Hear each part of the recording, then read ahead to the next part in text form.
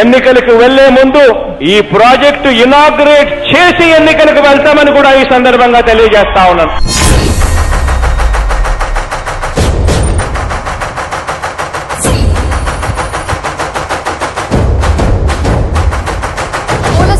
వెలిగొండ ప్రాజెక్టును జాతికి అంకితం చేయబోతున్నారు AP CM YS Jaganmohan Reddy.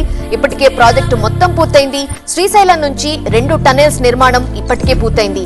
ఈ ప్రాజెక్టు ద్వారా కృష్ణా జలాలను నల్లమల సాగర్ కు తరలించడానికి అక్కడి నుంచి ఉమ్మడి ప్రకాశం, నెల్లూరు, కడప జిల్లాకు సాగు, తాగునీరు అందిస్తారు. ఈ నెల 6న అంటే రేపే సీఎం జగన్ చేతుల మీదుగా ప్రారంభం కాబోతోంది ప్రాజెక్టు. వర్షాకాలంలో శ్రీశైలం ప్రాజెక్టు నిండగానే సహజ సిద్ధంగానే టనెల్స్ ద్వారా నీరు నల్లమల సాగర్ రిజర్వాయర్ లోకి వచ్చి చేరుతుంది. ప్రాజెక్టు నుంచి తీగలేరు, గొట్టిపడియ, తూర్పు, పశ్చిమ కాలువల ద్వారా ఆయకట్టుకు నీరందిస్తారు.